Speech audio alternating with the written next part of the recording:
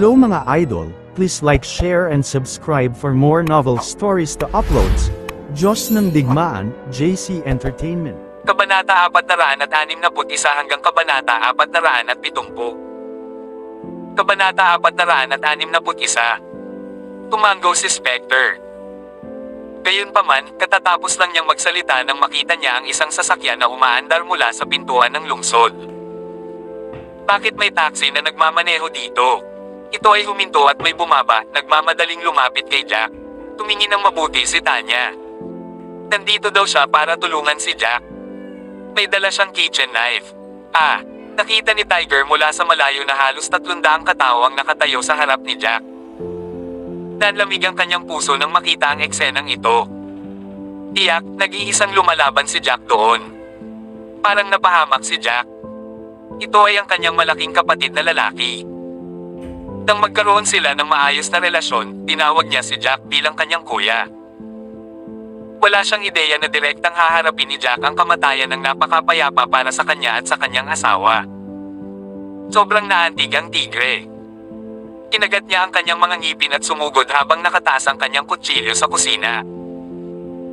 Bagamat naantig si Jack nang makita si Tiger, dumilim ang ekspresyon ng mukha nito. Wala dito ang lalaking ito para tumulong nang pumunta siya rito sa sandaling ito. Nandito siya para dagdagan ang gulo niya.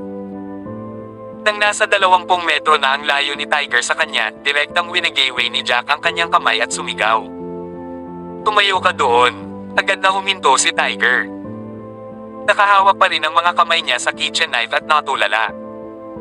Anong ginagawa mo dito? Bumalik ka at samahan mo ang iyong anak. Si Jack ay may malamig na ekspresyon sa kanyang mukha. Pabigat ka sa akin kung pupunta ka dito. Ibig sabihin, minamaliit mo ang lakas ng kuya mo. Kuya, hindi ako makatingin habang nagsusuicide mission ka. Ang dami nilang tao, walang ideya si Tiger kung dapat pa ba siyang sumugod o ano. Nakatayo lang siya doon na walang magawang ekspresyon sa mukha. Tila talagang hindi nasisiyahan si Jack na narito siya para tumulong. Nadama niya na kahit na wala siyang maitutulong, ang pagpatay sa isa ay nangangahulugan ng isang mas kaunting kaaway. Mukhang nakapagdesisyon na siya na magsasakripisyo. Patayin mo yung ulo mo. Ano ang ibig sabihin nitong maliit na bilang ng mga tao?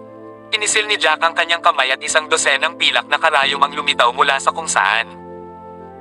Buong lakas niyang iwinagayway ang kamay. Bagamat tagaraw na at bukas pa rin ang mga ilaw sa sasakyan ni Jack, ngunit napakadilim pa rin. Ikinaway ni Jack ang kanyang kamay at ang mga pilak na karayom ay sunod-sunod na tumalsik ng napakabilis. Hindi napansin ng mga tao sa kabilang banda ang mga pilak na karayom dahil masyadong mabilis ang mga karayom. Nakita lang nila si Jack na winawagayway ang kanyang kamay, nakaramdam ng sakit sa kanilang mga ulo, at ang kanilang mga mata ay nagdilim bago sila natamba. Isang dosenang pilak na karayom ang aktwal na pumatay ng higit sa 30 tao sa isang maikling sandali. Ang mga taong ito ay nakatayo sa likod ng bawat isa. Kaya naman, ang bawat pilak na karayom ni Jack ay direktang tumusok sa kanilang mga ulo. Ang ilan sa mga karayom ay direktang pumatay ng 3 sa isang hilera. Pagkatapos nito, lumipad ito sa isang puno sa hindi kalayuan na tumusok ng higit sa kalahati. Ito ay makikita na ang lumilipad na pilak na karayom ni Jack ay nasanay na sa isang nakakatakot na antas. Ano ang nangyayari? Natigilan si Spectre. Wala siyang ideya kung paano kumilos si Jack dahil mas malayo pa sila. Nakita lang niya si Jack na ikinakaway ang kanyang kamay at ang mga taong iyon ay bumagsak na. Kabanata 462. Ang lumilipad na pilak na karayom ay isa sa mga lihim na galaw ni Jack. Halos 1 taon niyang pinagpraktisan ang hakbang na ito. Madali niyang mapapatay ang mga kalaban sa pamamagitan ng lihim na pagkilos na ito sa larangan ng digmaan. Gayunpaman, may ilang nadama na may mali at umiwas sa pag-atake habang bahagyang gumagalaw. Tila mayroong maraming magaling na mandirigma sa mga tao ng Eagle Clan. Kahit na ganoon, ang grupo ng mga tao sa kanyang harapan ay natigilan sa takot. Anong nangyayari? Paano sila nahulog? Bakit sila nahulog mula sa isang alon ng kanyang kamay? Ito ay masyadong kakaiba. Tayo. Parang patay na silang lahat. Ang mga taong ito na hindi masyadong nagbigay pansin kay Jack ay natulala na sa kakaibang eksenang ito. Tiger, hindi ko kailangang gamitin ang paglipat na ito sa orihinal. Ang dahilan ay hindi ko kailangan gamitin ito para makipag-away sa mga walang kwentang taong ito. Ginamit ko ito upang ipakita sa iyo at ipaunawa sa iyo ng malinaw na kung darating ka, wala kang maitutulong bukod sa pagdaragdag ng higit pang problema sa halo. Ako lang sapat na. Tumingon si Jack na hindi nasiyahan at walang pakialam na sinabi kay Tiger. Kuya, ikaw, masyado kang magaling. Sa sobrang takot ni Tiger ay nanginginig siya habang nagsasalita dahil wala siyang nakitang ginawa ni Jack. Spectre, nakita mo ba ng malinaw ang nangyari? Sa hindi kalayuan ay agad namang nagtanong si Tanya na naninilip sa sitwasyon. Hindi ko nakita ng malinaw. Itinawin niya lang ang kamay niya ng ganoon. Dapat ay naghagis siya ng napakatalim na mga nakatagong armas. Napalunok ng laway si Spectre. Baka makita ko kung sa araw. Gayunpaman, sa ilalim ng mga sitwasyong ito, paano ako makakakita ng malinaw? Sa sandaling ito, biglang humawak si Jack sa kanyang harapan at pamukol ang mga asul na ugat sa kanyang braso. Walang tigil na nanginginig ang mga pilak na karayom sa puno at unti-unting nakatakas. Muling lumipad pabalik ang mga pilak na karayom at napahawak sa kamay ni Jack. Ang mga pilak na karayom ay talagang naglaho ng napakabilis habang pinipitik niya ang kanyang palad. Takot na takot ang mga taong nasa harapan niya kaya namutla ang mga mukha nila nang makitang iniunat ni Jack ang kamay niya at hinawakan ito sa isang kamao. Medyo maraming tao ang agad na nagtago ilang hakbang ang layo. Gayunpaman, natuklasan nila na sila ay maayos pagkatapos ng ilang oras. FC, natakot ako. Kinagat ng kalbong lalaki ang kanyang mga ngipin at sinabi sa lahat. Ipaglaban mo siya. Marami tayong tao. Putulin mo siya ng malapitan. Bagamat ang 30 tao ay namatay sa isang kakaibang kamatayan at naging sanhi ito ng kanilang pagkatakot, sila ay mga taong nabuhay sa ilalim ng mga pag-atake. Maaaring mayroon silang realisasyon na mamatay mula pa noong una. Malakas na sigaw ng lalaking Balsamo. Naniniwala siyang nasa kanila ang mga numero at habang sumusugod sila, may pag-asa silang patayin si Jack. Atake. Ang natitirang 200 katao ay sumugod kay Jack habang sumisigaw ng malakas. Direktang humakbang si Jack at gumalaw. Hindi siya umatras habang nakaharap sa napakaraming tao. Mabilis siyang dumukot ng kutsilyo at sumugod sa grupo ng mga tao. Ang sumunod na eksena ay naging sanhi ng labis na pagkagulat ni Spectre, James, at ang iba pa na nagmamasid sa dilim. Hindi nila nakita kung paano gumalaw si Jack. Sumugod si Jack sa karamihan at para siyang hilinggan ng karne, walang tigil na nagniningning doon. Naninag ang kutsilyo at sunod-sunod na nahulog ang mga taong sumugod. Masyadong mabilis si Jack at sunod-sunod na bumagsak ang mga tao mula sa Eagle Clan. Damaloy ang dugo, tumagos sa lupa sa ilalim ng mga ito at hindi nagtagal ay kumalat ang makapal na amoy ng dugo. Kabanata 463. Nalaglag na sa lupa ang kitchen knife sa kamay ni Tiger at natulala na siya sa takot. Hindi maisip ang eksena sa harapan niya kahit sa panaginip niya. Napapaligiran si Jack ng napakaraming tao at naisip niyang tiyak na mamamatay si Jack. Gayunpaman, nakita niya ang napakaraming figure na sunod-sunod na bumagsak. Lumipad ang dugo sa buong kalangitan. Ang mga tao mula sa Eagle Clan ay unti-unting nabawasan at hindi nagtagal ay mayroon na lamang 70 hanggang 80 katao ang natitira. Si Brother Tempest at ang kalbong lalaki ay may hiwa sa kanilang mga braso at patuloy na umaagos ang dugo. Umatras na sila sa kabilang panig. Buhay sila ngunit natakot sa kanilang katalinuhan. Tao ba ang nasa loob? Nakakatakot talaga ang combat power niya. FC, isa ba ang taong ito sa King of War? Napalunok ng laway ang kalbong lalaki at tumingin sa mga taong nasa gilid niya nang muli na namang namatay ang isang dosina. Bilasan mo ang pagtakbo, takot na takot ang kalbong lalaki. Hindi siya nangahas na manatili at gusto niyang tumakas.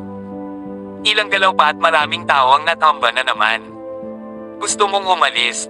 Nang makita ni Jack na gustong tumakbo ng kabilang partido, pumakbang siya at bahagyang sumugod ang kanyang katawan.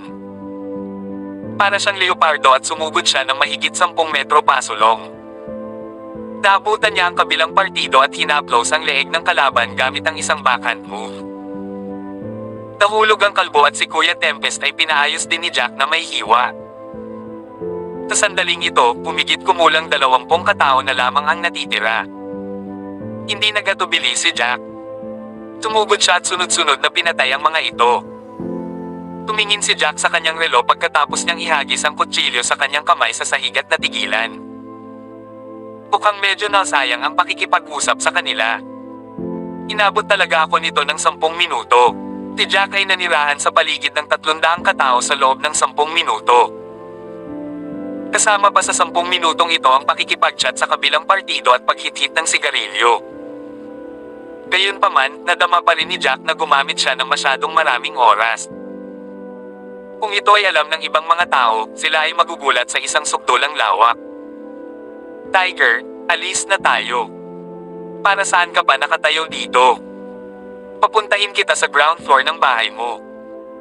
Kailangan ko pang bumalik at samahan ang aking anak na mamili. Tiningnan ni Jack ang kanyang damit at natuklasang may kaunting dugo ito. Diretso niyang hinubad ang kanyang damit at nagpalit ng bago niyang nakuha sa kanyang sasakyan. Napatingin siya sa sapatos niya at may dugo sa ilalim nito. Pinahid niya ito sa damuhan bago pumasok sa sasakyan. Kuya, ikaw masyado kang magaling. Nananaginip ba ako? Nakaupo si Tiger sa kotse ngunit hindi pa rin maproseso ang nangyari. Kung hindi lang siya nagpasya na lumapit at dalhin ang lahat kay Jack, hindi niya malalaman na ganito kagaling si Jack. Hindi nakakagulat na si Jack ay may sapat na katapangan upang hayaan ang kabilang partido na magdala ng maraming tao hanggat gusto nila. Diretsong kinurot ni Jack ang hita ni Tiger. Masakit ba ito? Sakit. Sakit. Sumigaw ng malakas si Tiger ngunit nakasulat ang saya sa buong mukha niya. Kuya, napakagaling mo para maging isang normal na sundalo. Mukhang binigyan ka nila ng napakalaking reward sa pagre-retiro, bumili ka ng napakagandang kotse. Nakangiting walang pakialam si Jack. Paano kung upa ito? Hindi nagtagal, pinaandar ni Jack ang kanyang sasakyan sa bahay ni Tiger bago sinabing, huwag kang magde-deliver bukas. Hintayin mo ako sa bahay kasama ang asawa mo. Pupunta ako para bisitahin ka dahil wala akong gagawin bukas ng umaga. Okay. Tuwang-tuwa si Tiger.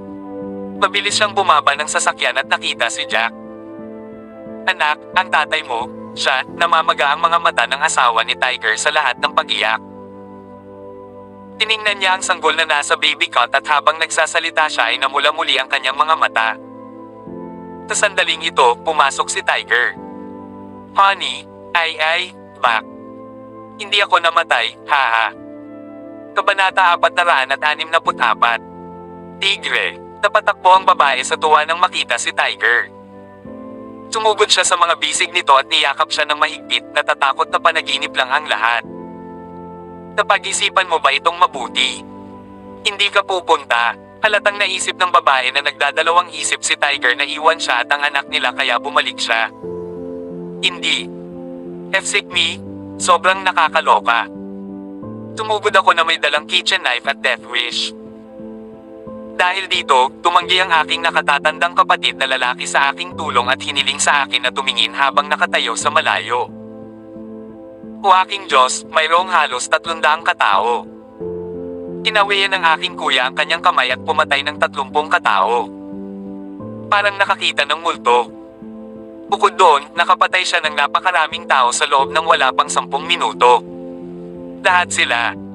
Wala sa kanila ang nakaligtas. Ang aking kuya, siya, para siyang Diyos. Matingkad na sabi ni Tiger na may exaggerated na expression at hindi napigilan ang kanyang mga hand gestures. Gusto niyang ay pakitang muli ang mga kilos ni Jack. Natulala na ang asawa niya. Akala niya noong una ay hindi pumunta ang asawa niya. Gayunpaman, wala siyang ideya na ang nakatatandang kapatid na ito ay napakalakas at pumatay ng napakaraming tao ng mag-isa. Tapos nasaktan siya. Sa ospital siya naruroon. Pero puntahan natin siya agad. Pinunasan ng babae ang kanyang luha. Hindi nagtagal ay naisip niya na bagamat nakapatay siya ng napakaraming tao at napakalakas, magkakaroon siya ng hindi bababa sa 8 o 10 hiwa sa kanyang katawan. Nasaktan. Niloloko mo ba ako? Hindi ko ba sinabi? Parang Diyos ang kuya ko. Paano siya masasaktan? Hindi man lang ginalaw ng mga taong iyon ang buhok niya. Sabihin ko sa iyo.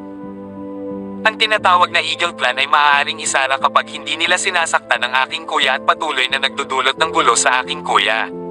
Lalong nabalisa si Tiger habang nagsasalita na para bang ang G. Aling niya. Mabuti yan. Ang galing talaga. Dapat talo ng babae sa tuwa. Actually, sobrang nag-aalala ako sa kuya mo. Natatakot ako na mamatay siya para sa pamilya ko. By that time, sisisihin ko din sarili ko. Buti na lang malakas siya. Inawakan ni Tiger ang mukha ng asawa. I'm sorry, wife, for let you worry together with me. Kasalanan ko ang lahat. Wala akong silbi, mahirap at ako ang naging dahilan ng paghihirap mo kasama ko. Tilly, hindi ako kasama mo para sa pera mo. Basta't maganda ang pakikitungo mo sa akin, sabay tayong kumita. Makakaipon tayo ng pera at subukang bumili ng bahay sa lugar na ito ng lungsod. Hindi naman mataas ang requirement ko, 2-bedroom house lang ang kailangan ko. Sa ganoong paraan, maaari tayong magkaroon ng sarili nating lugar at hindi na natin kailangan pang gumalaw o makitungo sa mga Panginoong may lupa. Inilibot ng babae ang mata kay Tiger. Hindi niya alam na darating ang panahon na kakausapin siya ng lalaki ng romantiko. Ay oo honey. Iniling sa akin ng aking kuya na huwag magtrabaho bukas at pupunta siya sa amin at sa aming anak bukas ng umaga. Mabilis itong naalala ni Tiger at sinabi sa babae. Gayunpaman, sumimangot ang babae. Kakabayad lang namin ng rente ilang araw na ang nakakaraan at ang sahod namin ay ibabayad na lang sa amin pagkatapos ng ilang araw. $500 lang ang dala natin at kailangan nating magtipid dito. Natatakot ako na wala tayong masyadong pera para magamot siya ng maayos. Sumimangot din si Tiger at dumilim ang mukha. Kailangan pa nating maghanda ng mesa na puno ng masasarap na pagkain. Paano ba naman ito, may sapat na milk powder pa ang anak natin at makakain na tayo ng instant noodles sa mga susunod na araw. Kailangan nating makabuo ng $400 para makabili ng mga ulam at alak para mapagsilbihan ng maayos ang aking kuya. Kung hindi dahil sa kanya, baka hindi na natin mapanatili ang ating buhay. Hindi nagdalawang isip ang babae at diretsong tumango. Sa sandaling ito, nagmaneho na si Jack pauwi. Saan ka pumunta? Iniling sa iyo ni Jack na isama siya sa pamimili, tama ba? Nang makita ni Selena na bumalik si Jack, niyakap niya si Kylie at sinabi kay Jack habang kinukusot ang mga mata. Siyempre totoo, umiti si Jack, naglakad pasulong, at kinuha si Kylie. Tere na honey. Hindi kita sinamahan sa pamimili. Mukhang maganda ang buwan ngayong gabi. Maglakad tayo ng maayos at magkwentuhan bilang isang pamilya. Kabanata 465. Nagkomento ka pa kung paano ang liwanag ng buwan. Kailan ka pa naging nerd? Nakaramdam ng init sa kanyang puso si Selena at saad niya ng may matamis na ngiti sa gilid ng kanyang bibig. Ang pamilya ng tatlo ay masayang naglalakad sa kalye. Honey, may nakikita ka bang gusto mo? Hayaan mo akong bumili para sayo. Tanong ni Jack habang naglalakad sila. Wala akong tinitignan. Pumili ka ng damit para sa akin pagbalik mo at mabuti na lang may maisuot ako. Sabi ni Selena pagkatapos niyang mag-isip. Daddy, gusto ko ng mga laruan. Pwede ba? Sa tabi nila, nahihiyang sabi ni Kylie. Nakaramdam si Jack ng panaghoy sa loob. Oo, nakabalik na siya sa loob ng napakaraming araw ngunit hindi pa siya nakabili ng anumang mga laruan para sa kanyang anak na babae. Noong mahirap ang pamilya noon, tiyak na nakatingin lang siya habang nilalaro ng ibang mga bata ang kanilang mga laruan. Sure, anong gusto ni Kylie? Bibilhin ka ni Daddy lahat. Basta gusto ni Kylie, mabibili ni Daddy ang bawat laruan na available sa isang shop para sa iyo. Tumawa si Jack at nagbiro. Salamat, tatay. Daddy, gusto ko lang bumili ng Barbie doll at maliit na yellow dog. Tuwang-tuwa si Kylie at puno ng saya ang kanyang mukha. Nako, napaka-understand ng anak ko. Talagang alam niya kung paano mag-ipon ng pera para sa kanyang daddy. Medyo natuwa si Jack sa sagot ni Kylie. Kontento na ako. Bago ito, nakatingin lang ako sa kanila. Ngayon, maaari na akong magkaroon ng dalawang laruan na gusto ko ng sabay-sabay at talagang maganda iyon. Nakangiting sabi ni Kylie. Naglakad silang tatlo at nakarating sa isang tindahan na puno ng maraming laruan. Ang galing, Barbie doll. Gusto ko itong Barbie doll. Dirdiretsong tumakbo si Kylie, kumuha ng isa, at niyakap ito sa kanyang mga braso. Naging masalimuot ang damdamin ni Jack nang makita niya ang masayang hitsura ng kanyang anak. Ito ang unang pagkakataon niyang bumili ng laruan para sa kanya. Dilaw na pato. Daddy, meron dyan. Hindi nagtagal ay nakakita si Kylie ng isang maliit na dilaw na pato at siya ay tumakbo. Gayunpaman, isa lang iyon at medyo mataas ang pagkakalagay, hindi maabot ni Kylie kahit nasa dulo ng mga daliri niya sa paa. Napangiti si Jack habang iniunat ang kamay para kunin iyon. Mommy, gusto ko. Gusto ko rin ng maliit na dilaw na pato. Sa sandaling ito, ang isang batang lalaki ay kumikilos ng mapanlinlang sa isang babae. Kinuha na ni Jack ang maliit na dilaw na pato sa kanyang mga kamay at ipinasa kay Kylie. Kylie, halika na. Nakatanggap pa lang ni Kylie ng yellow dot nang lumakad ang babae ng 2 hakbang pasulong at inagaw ito. Pinibili namin ang laruan na ito. Pinibili mo. Nagdilim ang mukha ni Jack sa narinig. Kinuha ko na at ipinasa ko sa anak ko. Paano ka makakabili nito? Hindi ka pa nagbayad, tama. Malamig na ngumiti ang babae. Niyakap niya ang kanyang mga kamay sa harap ng kanyang dibdib at sinabi sa isang mapagmataas na ekspresyon, ang aking anak ay nakatutok dito. Maaari mong hanapin ito sa ibang mga tindahan. Walang tao dito. Kabanata 466. Walang magawa, nilabanan ni Kylie ang kanyang mga luha. Nakatingin lang siya sa maliit na dilaw na larwang pato na may sabik na mga mata. Ibinigay ng babae sa kanyang anak ang maliit na dilaw na itik. Ang anak ay nakaramdam ng pagtatagumpay at pagpapatawa sa katotohanang siya ay niloko si Kylie. Nauna sa aming mga kamay ang laruan at inagaw mo ito sa amin, panunuyan ni Jack. Bakit tayo ang dapat na kumuha sa ibang lugar? Tama iyan. Napakasama mo ng ugali. Hindi mo ba naiintindihan ang ibig sabihin ng first come, first serve? Galit na galit si Selena habang pinagalitan ang babae. Wala akong pakialam. Ito ay nasa aking mga kamay ngayon, kaya ito ay akin. Tsaka hindi mo pa nababayaran. Mayabang na bulalas ng babaeng iyon. Ang sumunod na nangyari ay natahimik ang babae.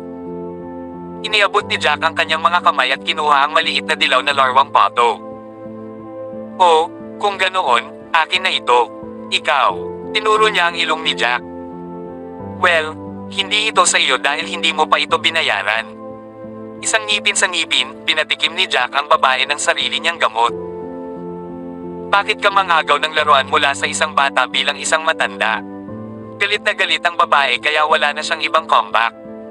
Hindi naman gentleman yan. Aba, wak.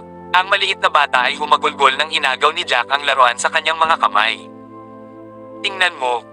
Tignan mo. Isang matanda na nangagaw ng laruan sa isang bata. Nakakahiya naman. At tignan mo anong ginawa mo sa anak ko. Paano mo ito masusuklian?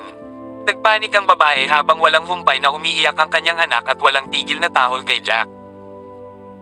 Ang tindera sa gilid ay hindi na nakayanan ang salbaheng tanawing ito at tuluyang tumayo para sa pamilya ni Jack. Madam, una nilang pinagmasdan ang laruan, matatag niyang wika. Iminumungkahi kung tingnan mo ang mga tindahan ng laruan sa malapit, dapat pareho silang modelo. Naririnig mo ba ang sarili mo? Lalong nagigting ang kaba ng babae nang dumami ang mga parokyano na nakapaligid sa kanila. Galit niyang itinuro ang tindera at sumigaw, nasa kamay namin muna bago inagaw ng binatang ito sa anak ko. At saka, dapat laging hayaan ng gentleman ang babae na pumili muna. Hindi ba niya dapat ikahiya ang sarili niya? Napangiti si Jack sa kaawa-awang pagbabalik ng babae. Baka hinayaan kitang makuha ang laruan kung kumilos ka ng maganda, pero hindi. Hindi ko kailangang maging mabait sa isang hindi makatwiran at hindi sibilisadong babae. Napangiti si Jack sa kawalang tigil na nagpatuloy. Dahil babae ka lang kaya hindi kita nadikitan ni isang daliri. Kung hindi, nakahiga ka sa sahig ngayon. Okay, so we both have our eyes on this toy. Kung ganoon ang kaso, tingnan natin kung sino ang maaaring magbayad ng higit pa. Ang magbabayad ng mas malaki ay makakakuha ng laruan. Napagtanto ng babae na wala siyang basehan para gumanti. Kahit medyo na-guilty siya, gusto pa rin niya ang huling salita. Anumang ibang araw, nagagawa niya ang mga bagay upang gumana sa kanyang paraan sa pamamagitan ng paggawa nito. Ang iba ay hindi maglalakas loob na guluhin siya dahil siya ay laging marangyang nakasuot ng mga branded na paninda. Sino ang makakaalam na makakatagpo siya ng isang lalaking tulad ni Jack na talagang maglalakas loob na labanan siya at makipag-away sa kanya sa publiko? Madam, fixed price lang po ang binibente namin dito. We will not accept any more than the fixed price, even if you're willing to pay, paalala ng tindera habang napakagatlabi. Tumahimik ka, tigaw ng salbaheng babaeng iyon sa kanya. May pera ako, at handa akong magbayad ng higit pa para dito. Tumigil ka na sa pagyayakapan at kunin mo na lang. Sino ka para ipagtanggol ang masungit na lalaki dito? Kabanata 467. Ako ay humihingi ng paumanhin. Maginoo lang ako sa mga babaeng karapat-dapat dito. Umiti si Jack bago siya nagpatuloy. Ang pagiging gentleman sa isang shrew ay isang kahihiyan sa kultura. Ikaw, namula ang mukha sa galit, ibinaba niya ang palad at itinutok ang pisngi ni Jack. Nahuli si Jack off guard, hindi niya akalain na magiging bayolente ang babaeng ito gaya ng pagiging katawa-tawa nito. Inawakan niya ang kamay ng babae sa isang bakal na mahigpit na pagkakahawak kaya hindi napigilan ng babae ang sarili. Tinusubukan mo bang talunin ang isang babae bilang isang lalaki tulad mo? Panunuya niya ulit. Ibinahagi ng ibang mga parokyano na nakasaksi sa eksena na ang babae ay masama ang ugali. Tila ang babaeng ito ay nakatagpo ng isang karapat-dapat na kapareha si Jack ay tila hindi sumuko sa kanyang kabaliwan. Kaya kung gawin ito dahil ikaw ang nagudyok nito, ngunit madudumihan niya ng aking mga kamay. Tumawa si Jack. Kinuha niya ang mga laruan at ipinasa sa tindera. Gusto kong magbayad ngayon, simpleng wika ni Jack. Huwag na nating pakialaman ang babaeng ito. Mabuti naman, bastard. Pinibuli mo ako, isang single mother, at ang anak ko. Pagsisisihan ko ang ginawa mo. Itinuro ng babae si Jack sa mismong ilong nito bago umalis kasama ang kanyang anak. Buntong hininga ng tindera. Mayroong maraming mga customer tulad ng hindi makatwirang babaeng iyon, ngunit marami pang iba ang piniling sumuko. Inilagay ni Jack ang babaeng iyon sa kahihiyan na nasiyahan ng mga nanonood. Magaling. Kailangan niya ng leksyon. Tama iyan. Ang munting sinta dito ang unang pumili nito at agad siyang pumasok at sinunggaban ito. Nakita namin ang nangyari, ma'am. Napakayabang na bitik, ang pagbabayad ng doble ay hindi nagbabago sa katotohanan na siya ay abdik. Nagsimulang mag-usap ang mga parokyano pagkatapos ng pag-alis ng babae. Isa kang bayani, tatay. Masamang babae ang tita na iyon. Ulalas ni Kylie nang makalabas sila ng tindahan. Tumingin siya sa kanyang ama na puno ng paghanga ang mga mata. Dapat tandaan mo, Kylie. Dapat tayong maging mabait, ngunit hindi tayo maaaring maging mabait sa lahat. Kailangan ng masasamang tao na ganyan, tita. Umiti si Jack at hinawakan ang maliliit niyang kamay. Mahal, maupo tayo sa park sa unahan, mungkahi ni Selena. Oo naman. Naalala ko may lotus pond sa park na yon. Summer na ngayon, kaya dapat namumulaklak ang mga lotus. Tumango si Jack. Habang naglalakad sila papunta sa park, hinabol sila ng ilang lalaking naka-black suit at hamarang sa daan. Hindi nagtagal ay naabutan sila ng babae mula sa tindahan kasama ang kanyang anak sa kanyang mga kamay. Humihingal, sumigaw siya, narito sila. Hindi lang nila inalis ang mga laruan kay Hami, kundi pinaiyak din nila siya. Tatabi ng babaeng ito ay isang lalaking may malaking tiyan ng beer. Halatang nahirapan siyang habulin si Jack at ang kanyang pamilya nang makita niyang hinihingal ang kanyang mga baga. Hindi ka ba matapang, binata? How dare you take away my son's toy? Bakit kayo nag-aaway ng laruan sa isang bata? Mukhang kailangan kitang turuan ng manners. Maabutin lang ng taong grasa si Jack pagkatapos huminto at magpahinga sandali. Kabanata 468. Umagalpak ng tawa si Jack. Magiging masaya ito. Tila ang babaeng ito ay kasal sa isang mayamang negosyante at dumating sila kasama ang mga bodyguard. Ito ay hindi nakakagulat na siya ay napakasama ng ugali. Gayunpaman, dapat nilang isaalang-alang ang kanilang sarili na malas para sa pagharap kay Jack. Anong pinagtatawanan mo? Pinalibutan ka ng mga bodyguard ko. Dapat alam mo na ang susunod na mangyayari, umisi ang matambok na lalaki. Tama ka. Bata pa lang siya, ikaw din. Isang hindi makatwira na ina at isang mapanghusgang ama. Sa mga magulang na tulad ninyong dalawa, hindi nakakapagtaka kung bakit nagkakaganito ang anak mo. Walang pakialam na nagsalita si Jack, nakibad-balikat habang ginagawa niya. Nauna na kaming tumingin sa laruan. Ang asawa mo ang kumuha ng laruan sa kamay ng aking anak. Nabulag ka sa kasinungalingan. Dagdag ni Selena. Napakawalan Jessa na humahabol sa kanila para sa pangyayaring iyon. Wala akong pakialam kung asawa ko na ang kumuha sa'yo, pinaiyak mo pa si Hami. Hindi kita papakawalan para dyan. Hindi ko tatanggapin kahit gusto mong ibalik sa amin ang laruan ngayon. Kunin mo siya, boys. Inutusan ng lalaki ang kanyang bodyguard na sisingilin si Jack. Ha? Isaalang-alang ang iyong sarili na malas sa pagtapak sa daliri ni Brother Hugh. Nilapitan ng ilan sa mga lalaki si Jack.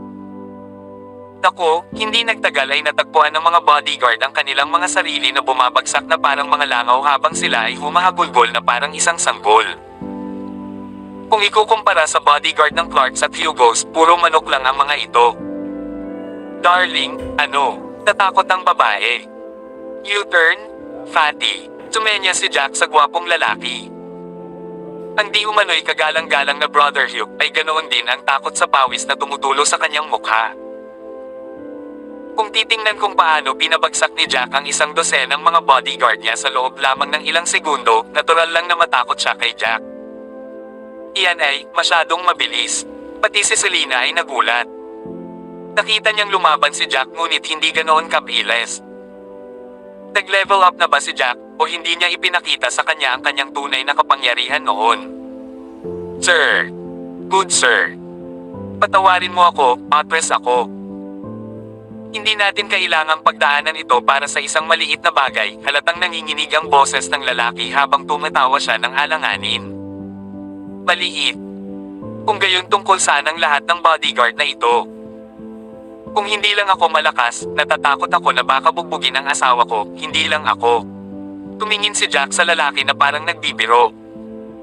Kyle, paano kung babayaran kita ng pera at tinatawag natin itong deal? Paano iyon? Iminungkahi ng mataba matapos itong pag-isipan. Naisip niyang pera ang solusyon sa lahat ng problema. Hindi, salamat, tumanggi si Jack. May isang bagay na maaari mong gawin, magaman. Ang asawa mo ang may kasalanan dito, kaya sampelan mo siya ng 3 beses at pakakawala na kita. Kung hindi, masisiguro kung ma-hospital ka sa susunod na buong buwan. Siya, na nagkamali, ay dapat parusahan. Sir, hindi ko pa na-reveal ang halaga at dapat mong isaalang-alang. Bibigyan kita ng 20,000. 20,000 ang dapat na sapat bilang kabayaran. Akala ng mataba ay tinanggihan ni Jack ang alok noong una dahil hindi niya isiniwalat ang halaga ng kabayaran. Maaaring isipin ni Jack na ito ay $200 lamang. 20,000 ang dapat na sapat para palayain sila ni Jack para sa isang maliit na alitan. Hindi ito tungkol sa pera. Malamig na tugon ni Jack. Naglakad siya patungo sa mataba. Option 1. Binugbog kita. Option 2. Sampilan mo ang asawa mo. Matigas kaya marinig ko ang tunog. Kung hindi ko marinig, sampilan mo ulit hanggang marinig ko. Lumingon ang mataba at napatingin sa babaeng nasa likod niya. Ilang sandali siyang nag-alinlangan. Hinahamon kita. Kabanata 469. Pinandilatan ng babae ang matambok na lalaki. Walter, hindi ka makakatakas kung maglakas loob kang hawakan ako. Natapos lang niya ang kanyang pangungusap nang tumingin si Walter sa kanya na may apoy sa kanyang mga mata at tumakbo patungo sa kanya. Tinampal niya ito ng 3 beses. Sobra kitang pinagbigyan, bitik ka. Bakit mo pa ako pinapahirapan? Sinong boss dito? Kung wala ako, wala ka. Tila labis na nadismaya si Walter sa babaeng ito at sa wakas ay ipinakita sa kanya kung ano ang ginawa ng isang lalaking tulad niya. Ang sarap sa pakiramdam na ilabas ang galit sa kanya. Ikaw. Naisip ng babae na kailangan niyang umasa sa lalaking ito para sa kapangyarihan, naglakas loob lang siyang kumilos ng walang ingat dahil sa lalaking ito. Wala siyang lakas ng loob na lumaban kapag ito rin ang lalaking sumampal sa kanya. Cram! Tigaw ni Jack habang nakatingin sa nag-aaway na mag-asawa at nagising ang mga bodyguard mula sa pagkawala ng malay. Nagsitakas ang mga gwardya na iyon na parang wala ng bukas. Kylie, okay ka lang? Tumingon si Jack para siguraduhin hindi niya matatakot si Kylie, mas malumanay ang tono niya sa pagkakataong ito. Hindi, Daddy. Masasama sila at karapat-dapat sila. Sa susunod na paglaki ko, gusto kong maging katulad ni Daddy. Walang magbubuli sa akin kung ganoon. Pagkatapos ay nag-pose si Little Kylie kahit na napakaganda. Let's go? Kayong dalawa. Napatingin si Selena sa mag-ama at naglakad sila patungo sa park. Mapayapa si Jack dahil makakasama niya ang kanyang pamilya, naglalakad sa tabi ng Lotus Pond, nakikinig sa mga kumakatok na pulaka at ninanamnam ang simoy ng tag-init. Habang tumatawid sila sa isang kahoy na tulay, tumuro si Kylie at nagtanong, Daddy, Mommy, look. Bakit naghahalikan si Tito at Tita dyan? Tumingin sina Selena at Jack sa direksyon kung saan itinuro ni Kylie at sa ilalim ng liwanag ng takip silim, nakita nila ang isang mag-asawa na naghahalikan sa isa't isa sa isang marubdob na yakap. Tumahimik ka, Kylie. Dapat na tayong umuwi, dahil sa hiya, namula ang mukha ni Selena habang tinatakpan ang mga mata ni Kylie. Tumalikod na si Selena, handa nang umalis. Oo, pero na. Naging masaya kami ngayon at may pasok kami bukas, sangayon ni Jack. Hey, Daddy, Mommy. Magpapababy ba sila? Tanong ni Kylie pagkalabas pa lang nila ng park. Ang tanong ng kanyang anak na ikinagulat ni Selena. Hindi niya alam kung paano sasagutin si Kylie. 4 na taong gulang pa lang siya. Malalaman mo paglaki mo, Kylie. Sagot ni Jack. Hindi na ako 3 taong gulang, hindi ako masyadong bata para malaman. Pagkatapos ay mabilis niyang idinagdag, Daddy, Mommy, bakit hindi kayo maghalikan? Lalong namula ang mukha ni Selena. She stared at little Kylie and quipped, What are you talking about? Huwag mo nang pag-usapan iyon, Kylie. Bakit gusto mong halikan ni Daddy si Mommy, Kylie? Na-curious si Jack. Gusto ko ng kapatid, Daddy. Dapat maghalikan kayong dalawa. Magkakaroon na ako ng kapatid pagkatapos nito, di ba? Masungit na sagot ni Kylie. Kabanata 470. Dahil doon, namula ang maliit na mukha at tenga ni Selena. Alam na alam niyang inosente ang tanong ni Kylie kaya mas nahirapan siyang sagutin. Lalo siyang nagulat nang ngumiti si Jack at sumagot, Sige, huwag kang mag-alala. Ipinapangako ko na magkakaroon ka ng isang nakababatang kapatid na babae o kapatid na lalaki. Si Mama at Papa ay magkakaroon ng ilang mga sanggol kaya magkakaroon ka ng ilang mga kapatid na paglalaroan. Sa sobrang hiya ni Selena ay kinurot niya ang likod ni Jack. Nakatakas sa kanya ang sigaw ni Jack sa pamamagitan ng reflex, ngunit mabilis niyang idinagdag, napakaganda ng gabi. Mabilis na nakauwi ang pamilya ng 3. Mihimbing na natutulog si Kylie sa kama nang lumabas si Jack sa shower. Pumalik si Jack sa kanyang kutsan at naghanda sa paghampas sa sako. Taktong naghahanda ay tumalikod si Selena mula sa kama at tumingin sa kanya. Mahal. Bakit hindi ka matulog sa kama ngayong gabi? Isaalang-alang mo itong gantimpala para sa mahusay na pagganap bilang isang ama at asawa. Namula si Selena nang matapos siyang magsalita. Masayang tumingkayat si Jack sa sahig nang marinig iyon. Marahang bamulong siya, Honey, napag-isipan mo na bang bigyan si Kylie ng kapatid na hiniling niya? Malaki. Ako rin. Inilibot ni Selena ang mga mata kay Jack. Paf. Ano ang pinagsasabi mo?